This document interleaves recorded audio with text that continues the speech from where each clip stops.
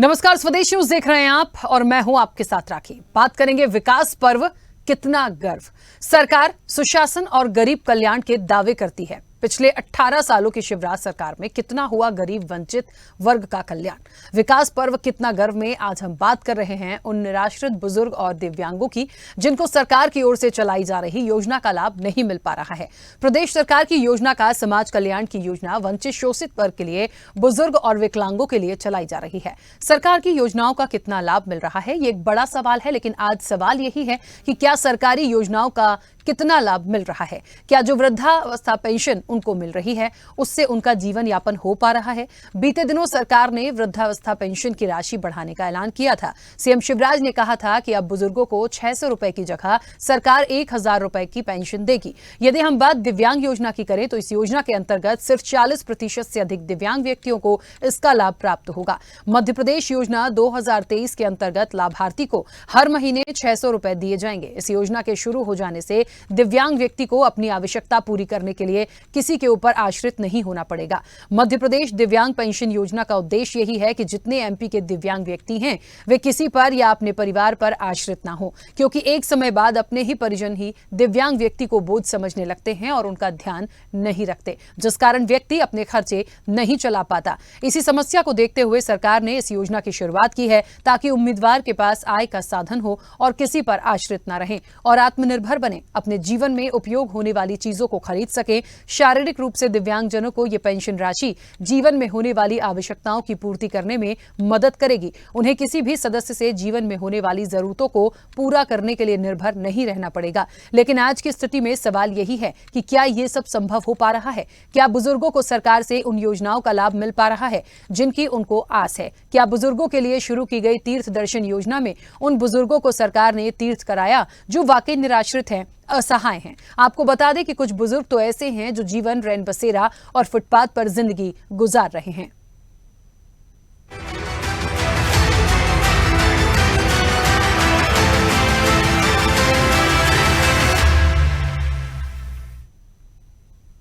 तो विकास पर्व कितना गर्व, क्या गर्व करे असहाय, कितना हुआ गरीबों का कल्याण, क्यों असहाय है किंचित वंचित वर्ग, निराश्रितों पर सरकार पर कितना गर्व है, बुजुर्ग दिव्यांग बेसहारा आखिरकार क्यों?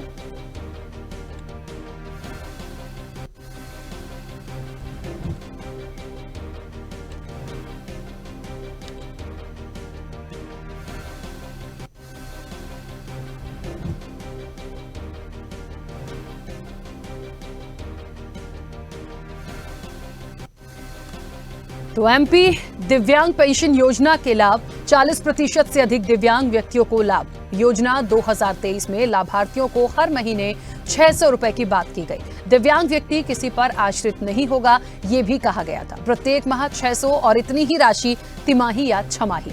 दिव्यांगजन नागरिकों को सामाजिक सुरक्षा पेंशन योजना की बात की गई।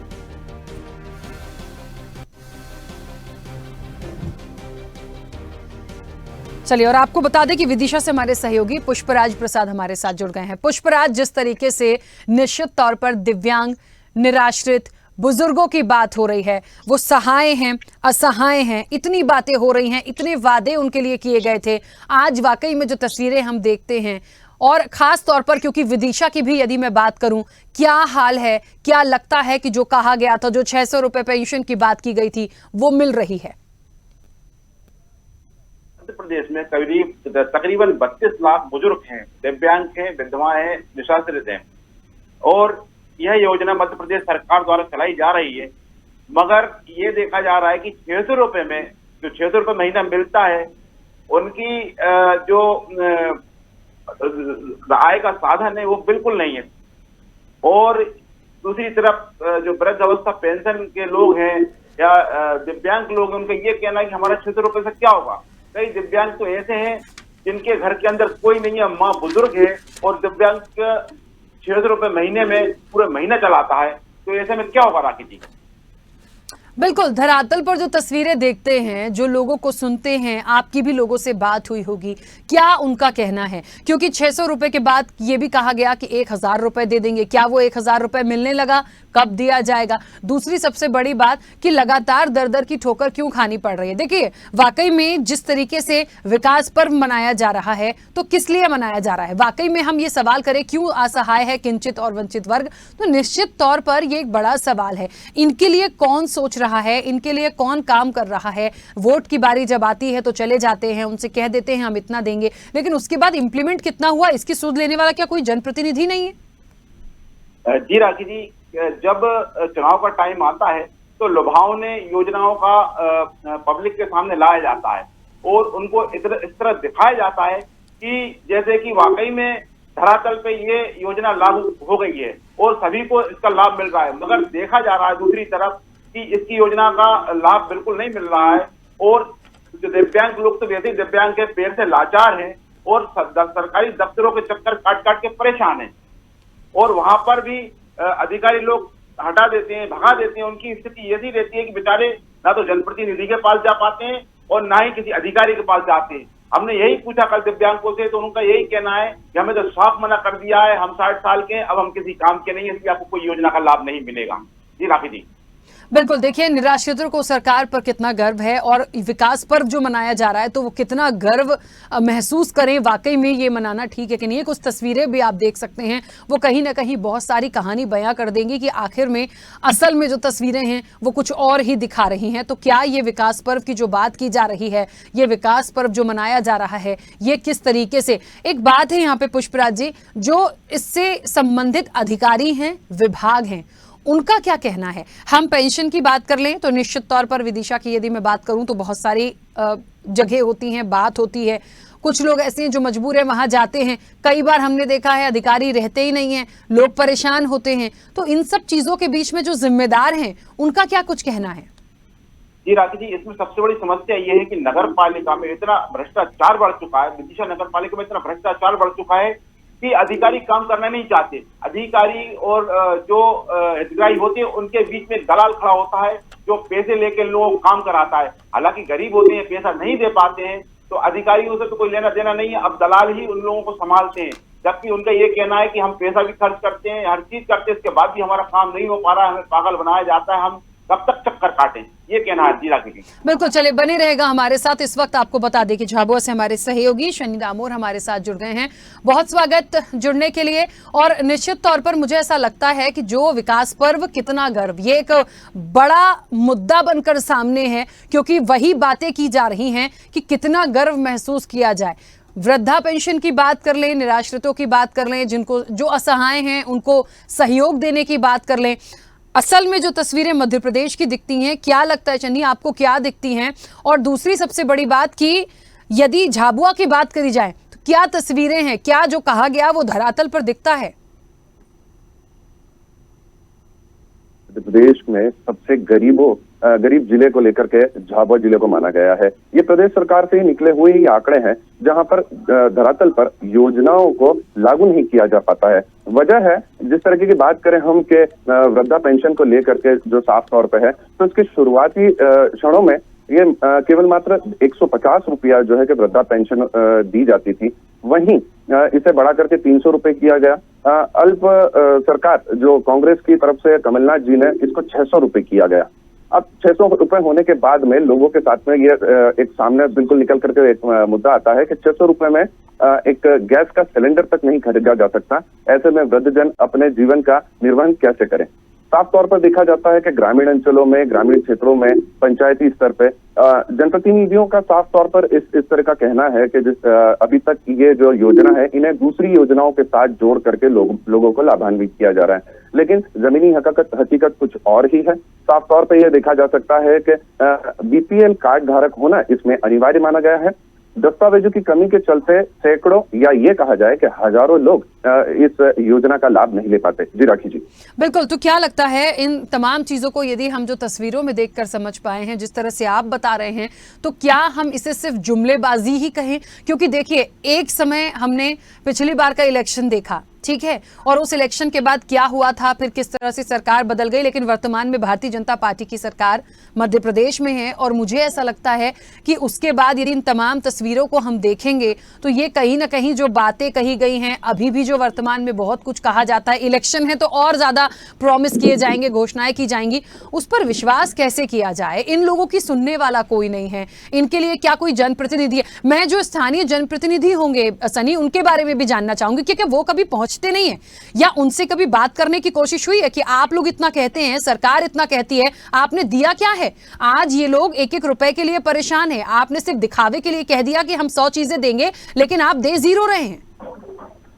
जी बिल्कुल राखी जी, साफ तौर पर देखा जाए तो 2023 का चुनाव बहुत ही महत्वपूर्ण होने वाला है मध्य प्रदेश को लेकर के। साफ तौर पर जिस तरीके से आपने कहा कि जनप्रतिनिधियों का रवैया, वो साफ तौर पर देखा जा सकता है। चूंकि मैं बताना चाहूंगा कि झाबुआ में जो है कि 3 विधानसभाएं हैं और तीनों विधानसभा में कांग्रेस के विधायक होने की वजह से कई बार वो बजट को नकार देते हैं, लेकिन कहीं ना कहीं ये साफ तौर पर जनप्रतिनिधियों की लापरवाही है या उनके द्वारा सरकार के खिलाफ इस वक्त तो आवाज उठाने की जरूरत थी, जबकि बुजुर्गों को लेकर के, दिव्यांगों को लेकर के है, दिव्यांगों को लेकर के भी एक मामला निकल करके सामने आया था राखी जी, जिस तरीके से कि उन्हें भी बीपीएल कार्ड धारक होना अनिवार्य बताया गया, तभी उन्हें इस योजना का लाभ मिल पाएगा। ऐसे में साफ तौर पर यह कहा जा सकता है कि अब जनप्रतिनिधि जो है कि वो किस मुंह से वोट मांगेंगे, क्योंकि उनके इस विकास पर्व को गर्त में जाता देख रही है झाबुआ की जनता। जी राखी जी।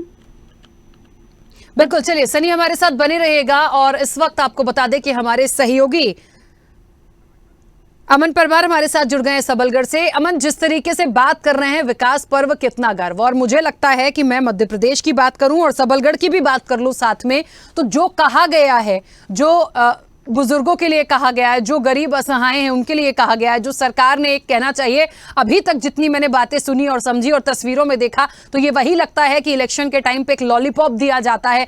कम से कम इनके लिए तो सरकार को सोचना चाहिए, जो खुद अपने लिए कुछ नहीं कर पा रहे हैं। इनको आप क्या लॉलीपॉप देते हैं? क्या 600 रुपए जो वृद्धा पेंशन की बात की, वो भी एक झुंझुना था, एक लॉलीपॉप थी? 1000 की बात कर दी, मिल इनको कुछ नहीं रहा है, दर दर की ठोकर खाने को मजबूर है।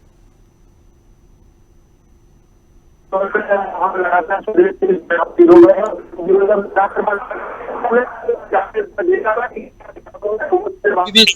का साफ तौर पर कहना था कि जो भाजपा के लोग हैं वो लगातार लॉलीपॉप देने का काम कर रहे हैं।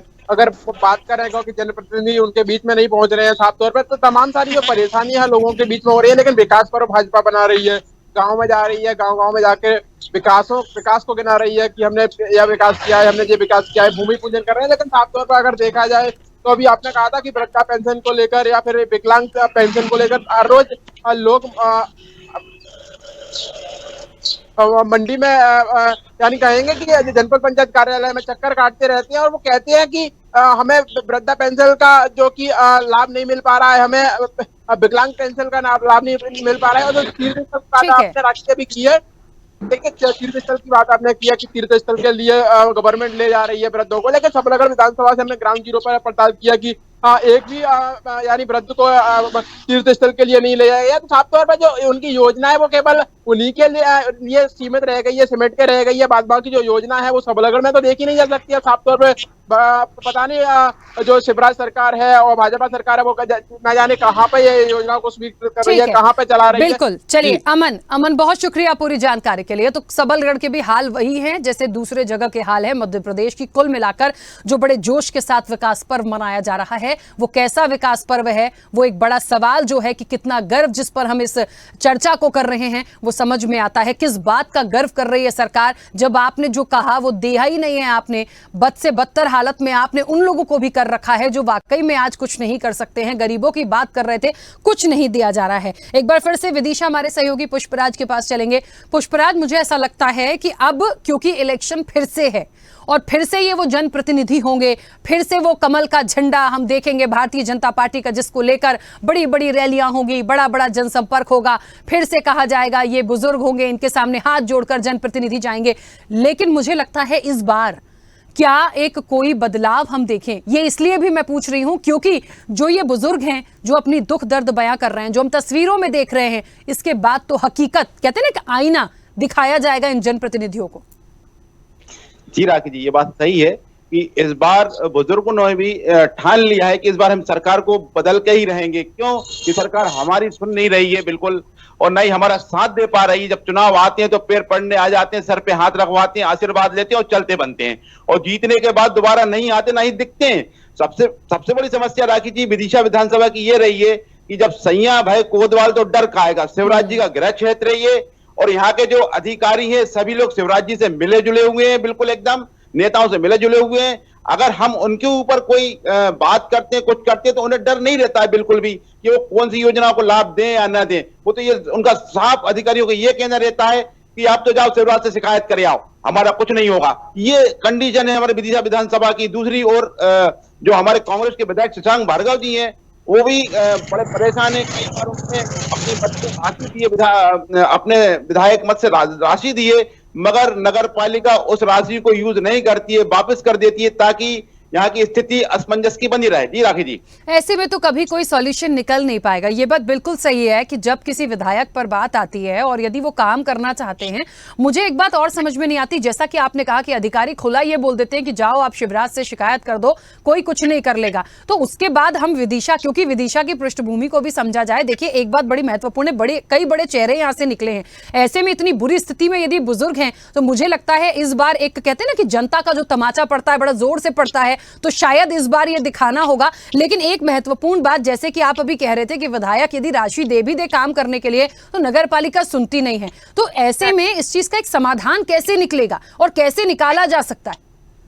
जी राखी जी, समाधान तो अब सिर्फ एक चुनाव ही है। चुनाव होने के बाद गवर्नमेंट चेंज होती है, तभी इसका समाधान निकल पाएगा, अन्यथा इसका समाधान कोई मतलब नहीं है। यहाँ पर नगर पालिका अध्यक्ष बीजेपी के हैं और यहाँ से जो हमारे विधायक कांग्रेस के हैं, तो समस्या यहाँ फंसी रहती है कि विधायक काम करना चाहते हैं मगर नहीं कर पाते हैं, सुनते हैं मगर सुनते ही रह जाते हैं, क्योंकि सारे अधिकारी, सारे नेता लोग बीजेपी के हैं, अधिकारी भी बीजेपी के नेताओं की सुनते हैं, ना कि विपक्ष की। जी राखी जी, यानी दो कहते हैं कि अलग अलग पार्टी की विचारधारा के रखने वाले लोगों के बीच में यदि पिस रही है, तो वो जनता पिस रही है। वो मध्य प्रदेश की पूरी जनता हर जिले की पिसती है और विदिशा के भी यही हाल है। तो निश्चित तौर पर ये तस्वीरें जो हैं, जो लोग हैं, आखिरकार किस बात का विकास पर्व मना रहे हैं ये सरकार, ये एक बड़ा सवाल है। और मुझे लगता है शायद इसके बाद थोड़ा सा जागरूक हो जाएं, कुछ देने की कोशिश करना चाहते हैं, स्थितियों को सुधारना चाहते हैं, तो किया जा सकता है। एक बात और है पुष्पराज, जैसा कि आपने कहा कि नगर पालिका का जो अध्यक्ष है वो बीजेपी का है, विधायक कांग्रेस के हैं, लेकिन मुझे ऐसा लगता है विधायक एक जनप्रतिनिधि होता है जिसे जनता चुनती है क्षेत्र की, तो क्या वो कभी शिकायत नहीं करते, वो अपनी बात नहीं रखते? उनको भी पूरा अधिकार है इतनी बात करने का। यदि नगर पालिका का अध्यक्ष नहीं सुनता है, उसकी बिल्कुल कंप्लेन की जाए, एक साथ होकर क्षेत्र की जनता शिकायत करे, जनप्रतिनिधि जाए, उसके बाद कहां शिकायत आप कर रहे हैं? प्रदेश के मामा की यदि बात होती है, उन तक बात को पहुंचाया जाए। यदि वो नहीं करते, वो चीजें तो सामने आए। जब तक चीजों को सामने नहीं लाया जाएगा, तब तक कार्रवाई कैसे होगी? जी राखी जी, शशांक भार्गव जो विधायक है, उन्होंने इस मामले को कई बार मीडिया के समक्ष उठाया है, कई बार दर्शाया भी है, दिखाया भी है, और विधानसभा में क्वेश्चन भी किया है कि जो विधायक निधि से जो मेरे को राशि मिलती है, मैं विदिशा के विकास के लिए लगाना चाहता हूं, मगर यहाँ की स्थिति ये रहती है कि पूरा पैसा वापस कर दिया जाता है। हालांकि विदिशा जो सीट रही है, हाई प्रोफाइल सीट रही है, यहाँ से हमारे भारत रत्न अटल बिहारी वाजपेयी जी ने चुनाव जीता, चुनाव जीत के प्रधानमंत्री बने। प्रधानमंत्री बनने के बाद उन्होंने लखनऊ से ही सदस्यता ग्रहण कर ली और यहाँ से इस्तीफा दे दिया। हमारी माननीय सुषमा स्वराज जी आज इस दुनिया में नहीं है, और वो भी यहाँ से चुनाव जीती, केंद्रीय मंत्री बनी, मगर ये दुर्भाग्य रहा है, विदिशा की कंडीशन रही है, यहाँ पे नेता लोग आते हैं, चुनाव लड़ते हैं, जीतते हैं, चले जाते हैं, और किसी भी योजनाओं को जमीनी हकीकत पे नहीं लाते हैं। और जमीनी हकीकत यही है कि धरातल पे देखा जाए तो ये योजना सिर्फ कागजों पे सिमट के रह गई है। बुजुर्ग परेशान है, दिव्यांग परेशान है, चक्कर काट रहे हैं ऑफिसों के, अधिकारी सुन नहीं रहे हैं, क्योंकि सैया भाई कोतवाल तो डर काहे का। बिल्कुल ठीक है, बने रहिएगा पुष्पराज हमारे साथ। इस वक्त उज्जैन से हमारी सहयोगी रेखा गोस्वामी हमारे साथ जुड़ गई हैं। रेखा, विकास पर्व कितना गर्व? अभी तक तो मैंने जितने लोगों से चर्चा की है, मुझे बड़ा खुद अजीब लग रहा है कि किस बात का गर्व मना रही है ये सरकार, किस बात का गर्व कर रही है, क्योंकि एक आम व्यक्ति को भी छोड़ दीजिए, हम जिन लोगों की चर्चा में आज बैठे हैं वो गरीब, निराश्रित, कहते हैं ना कि असहाय हैं। पेंशन जिनका जीवन पेंशन से चल रहा है, जो ठीक से चल फिर नहीं सकते हैं, उनको देने के लिए सरकार ने बहुत बातें की हैं, लेकिन धरातल पर तो तस्वीरें कुछ और ही दिख रही हैं। क्या लगता है मध्य प्रदेश की ये स्थिति कभी सुधरेगी? और दूसरी महत्वपूर्ण बात, उज्जैन में भी क्या ऐसे ही धरातल पर चीजें हैं? बिल्कुल राकेश जी, जो आपने कहा बिल्कुल सही है, क्योंकि धरातल की सरकार चाहे कितने ही बड़े बड़े वादे करे, विकास पर्व मनाए, लेकिन धरातल की जो स्थिति है वो बिल्कुल सुधरने का नाम नहीं ले रही है। जो निराश्रित है, जो बुजुर्ग है या जो किसी न किसी की बीमारी से पीड़ित है, जो 60 साल की एज पार कर चुके हैं, उनको पेंशन मिलना चाहिए, लेकिन उनको पेंशन नहीं मिलती है।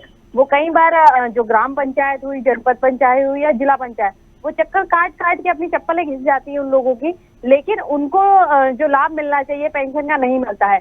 कई लोगों से पैसों की मांग की जाती है, जब वो पैसे, क्योंकि अगर उनके पास पैसे होते तो शायद वो पेंशन के लिए नहीं आते, तो पैसों की मांग की जाती है। तो कहीं ना कहीं बुजुर्ग व्यक्ति, जब वो महिला हो या पुरुष, तो वो फिर हाथ जोड़कर अपने घर में ही बैठ जाता है। वो सोचता है कि ठीक है, जो मिल रहा है तो ठीक है, नहीं मिले तो कोई बात नहीं। तो वो वाली स्थिति हमारे प्रदेश में आज भी है। और उज्जैन शहर की बात करूं या ग्रामीण की, तो यही स्थिति उज्जैन की भी है। बिल्कुल रेखा, एक बात और है, हम उज्जैन को बड़े अलग तरह से जानते हैं, एक अलग पहचान है उज्जैन की पूरे मध्य प्रदेश में। मुझे लगता है बाबा महाकालेश्वर के लिए तो पूरे देश और विश्व की एक पहचान कह लीजिए। लेकिन जहां तक विकास की बात होती है, विकास के दावे होते हैं, चेहरों की बात कर लीजिए, हर कोई बड़ा इवेंट होता है या कोई भी चीज होती है वो इंदौर उज्जैन से लगकर होती है। उसके बाद भी ये तस्वीरें कहीं ना कहीं बड़े सवाल खड़े कर रही हैं। मुख्य रूप से जिम्मेदार क्या जो जनप्रतिनिधि है, मैं जनप्रतिनिधि की बात इसलिए भी कर रही हूं कि कई बार ऐसा भी होता है कि जब क्षेत्र की जनता किसी को चुनती है, वो विधायक बन के आता है, उसकी जिम्मेदारी है। कई बार यह भी होता है कि वो करना चाहता है, लेकिन जो प्रशासन है वो काम नहीं करता, वो किसी और के दबाव में काम करता है, और इन सब के बीच में, इन दोनों के बीच में जनता पिस रही होती है। तो क्या ये तस्वीरें उज्जैन में भी हैं? जी बिल्कुल राखी जी, आपने सही कहा। उज्जैन में जैसा कि यहाँ पर 4 विधानसभा पड़ते हैं और 7 विधायक हमारे यहाँ से उज्जैन से हैं, जिसमें अलग अलग विधायक हैं, जिसमें 3 बीजेपी और 4 कांग्रेस है। लेकिन यहाँ की जो स्थिति है, वहाँ के जो बुजुर्ग लोग उनके पास जाते हैं, तो क्योंकि जब वो वोट मांगने की बारी आती है तब तो विधायक ही उनके घर घर जाकर मिलते हैं, लेकिन जब उन्हें सहायता की जरूरत होती है वोटर या फिर बुजुर्ग व्यक्ति को, तो वो चक्कर काट लेता है, लेकिन उनको किसी प्रकार की कोई सहायता नहीं मिलती। ना कोई मंत्री जी सुनते हैं, ना विधायक सुनते हैं, ना सांसद सुनते हैं। ये स्थिति उज्जैन की है। अगर मैं आपको जरूर इसके कुछ प्रमाण भी दूंगी, क्योंकि आज तो अवेलेबल नहीं है, लेकिन हाँ कल जरूर आपको कुछ प्रमाण दूंगी, क्योंकि ऐसे कई लोग हैं जो चक्कर काट काट के परेशान हो चुके हैं। और महाकाल की नगरी है तो स्वाभाविक है, यहाँ एक अलग पहचान है, लेकिन यहाँ की जो स्थिति है वो जस की तस है।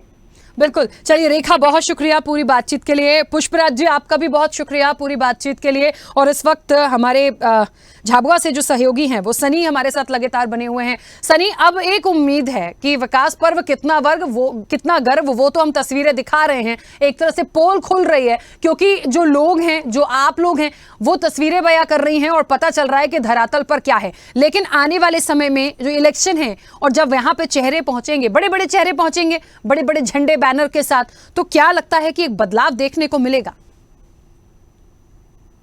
की बात कहें तो देखा जाए तो कुछ 3 दिन पहले एक कमलनाथ जो है पूर्व मुख्यमंत्री रहे हैं, उन्होंने झाबुआ का एक दौरा किया। जबरदस्त भीड़ उमड़ी और जिस तरीके का लोगों की नाराजगी भारतीय जनता पार्टी को लेकर के है, इस वर्तमान सरकार को लेकर के, क्योंकि जमीनी स्तर पर योजनाओं को लागू नहीं कर पा रही है। न ग्रामीण क्षेत्रों में कई ऐसी चीजें हैं जिसमें पलायन है, जो यहाँ की प्रमुख जो समस्या कहा जा सकता है।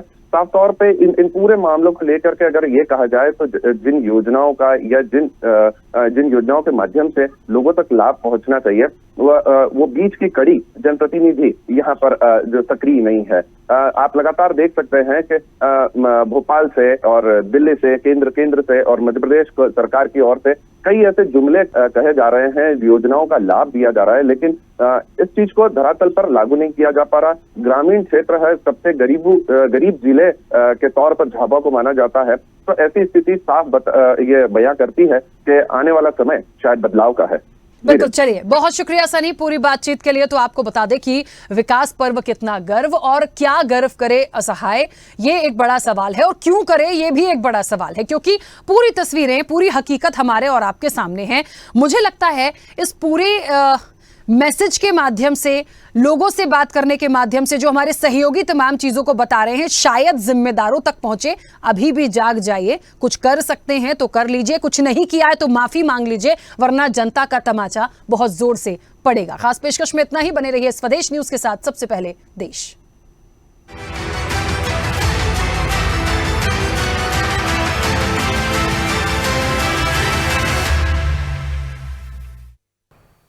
ऐसे ही वीडियोस के लिए लाइक करें, शेयर करें, फॉलो करें।